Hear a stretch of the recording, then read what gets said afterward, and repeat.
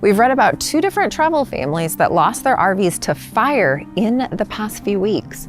Now, this is personally very scary to see, and it could happen to any one of you or us. So we wanted to talk about RVs, fires, and why you must do 3 things today to keep you and your family safe while out on the road. Welcome to the channel if you're checking us out here on YouTube for the first time, and if you're a regular viewer, well, welcome back and thanks for joining us for another video. We've run across some news in the RV community over the last few weeks about 2 different families that lost their homes to fires. Now, these homes were different from what you might consider a traditional home since these were full-time families. One was a 2021 Heartland toy hauler 5th wheel, and in the other case, it was a city bus conversion that the family was currently remodeling to be their tiny home on wheels. In the situation with the toy hauler, while the exact cause of the fire is uncertain, the fire did start in the rear of the 5th wheel, and the family didn't even know it was on fire until it was much too late. In the situation of the family with the bus conversion, there was an explosion resulting in the fire. In both situations, these families were full-time travel families, which means they lost everything, including their homes. Now, we've personally donated to both of the fundraisers set up for these families, and we'll have links in the description below for their fundraisers for you to consider donating as well. One of the things we've seen in the RV community over and over is how well you all support one another. Well, here is a chance to do just that and show your support for fellow RV families who find themselves in a time of need. With RVing, van life, bus life, and overlanding becoming more popular, there are more people on the road than ever before, and many people do not have adequate fire protection when it comes to their RV or understand the risks that are inherent with RVs. So before we get into the 3 things you need to do today to protect yourself in the event of a fire, we wanted to take a moment to make you aware of why fire hazards exist in RVs more so than a traditional sticks and bricks home. On average, there are approximately 4,000 RV fires per year, and it's reported that the number 2 cause of a fire is the RV refrigerator. Now, I'll tell you the number 1 cause in just a minute, but most RV refrigerators run off of electrical and propane. This means there's an open flame for the propane when the fridge is turned on in LP mode when you have no access to electricity. Now, many people run their RV fridges in propane mode while driving on a travel day to keep the fridge cool. We're not gonna make a recommendation for or against this practice, but we will tell you it can be a fire hazard, and we want to encourage you to educate yourself on the risks before deciding if you do or don't want to leave your fridge in LP mode on travel days. Now, a common fire cause is something flammable like a wasp's nest or a spider nest that gets built in the backside of that refrigerator area. And then when the propane flame ignites, it ignites that other nesting material and causes a fire. There are other things with these absorption style refrigerators that can cause fires as well. One thing can be when the RV is not level and the ammonia in the lines backs up and overheats. Overheating of the fridge is a common cause of fridge fires. There was actually a lawsuit brought against the RV fridge manufacturer Dometic. This lawsuit states that every gas absorption refrigerator manufactured by Dometic since 1997 shares common technology, common cooling unit design, and common defects, including the propensity of the refrigerator's cooling unit boiler tube to corrode, crack, expel hydrogen gas at high pressure, which can spontaneously combust or reach other ignition sources, causing a fire. Pretty scary stuff. We even once called a mobile RV tech for an issue we had with our fridge, and they told us if it was a Norcold with the recall to install a high temperature sensor, they wouldn't touch it. Even if the recall had been performed, it was just too much of a liability risk for them. Now, a great idea to just improve efficiency of your fridge is to install a fan on the back side, which just helps keep the fridge cool. We'll have a link to the description below to the fridge fan we installed on ours just last month, and it was a fairly easy install. So if RV absorption fridges are the number 2 cause of RV fires, what's the number 1 cause of a fire in an RV? Well, interestingly enough, the number 1 cause of fire is reported to be within the RV engine compartment, often in the electrical system. Wiring crimps that can short, fuel lines, exhaust leaks can all be potential fire hazards. Another potential fire hazard can be an open flame on a propane stove while cooking. Things like cooking oils, bacon grease can be highly flammable. And because RV kitchens are often small, things like paper towels, dish towels, and those types of things tend to be in close proximity to the stove. If you have an open flame with a propane stove, this is a fire hazard.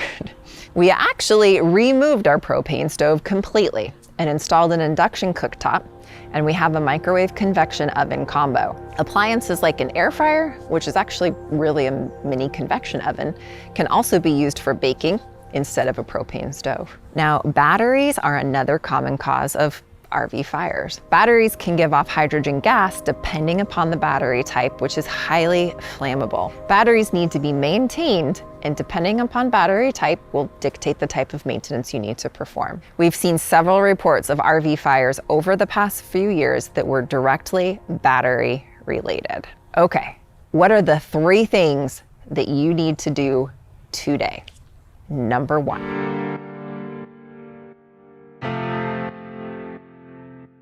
Check your propane areas for fire hazards such as wasps' nests, spider webs, or anything else that could be a potential fire hazard. These would be areas like the back of your fridge, where the water heater propane flame goes.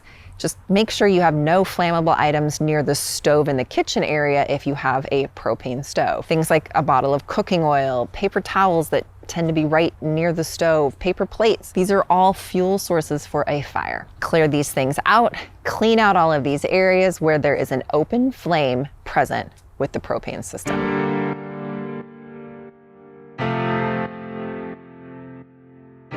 Number 2, invest in quality fire suppression.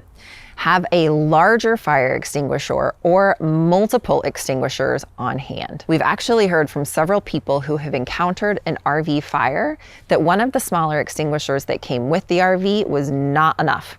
We actually have 4, yes, 4 fire extinguishers. Also consider a fire suppression system like the Protang fire suppression system. These fire suppression systems can be used in areas like battery compartments, near the fridge, propane water heater areas, basically anywhere a fire hazard exists.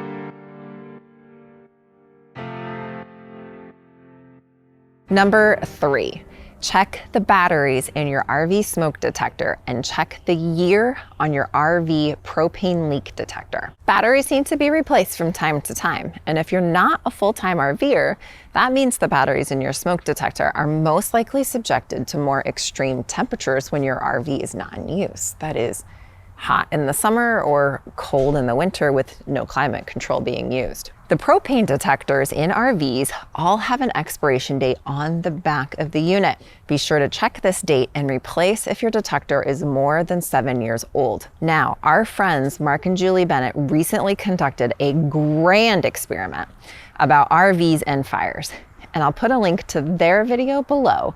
But after you've checked out this video, check out their video for more information as to why RVs go up so quickly if there is a fire, plus some other great fire safety tips and resources for RVers. If you found this video helpful in any way, please hit that subscribe button. We put out content relating to the RV and travel lifestyle weekly, and you don't want to miss a single video. We will also have more information about fire safety on our website at gratefulglamper.com.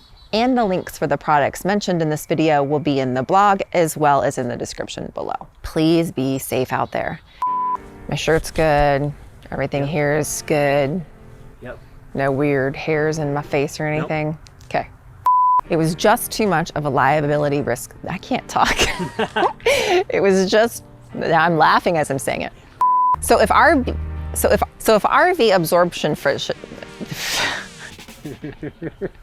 you try saying this.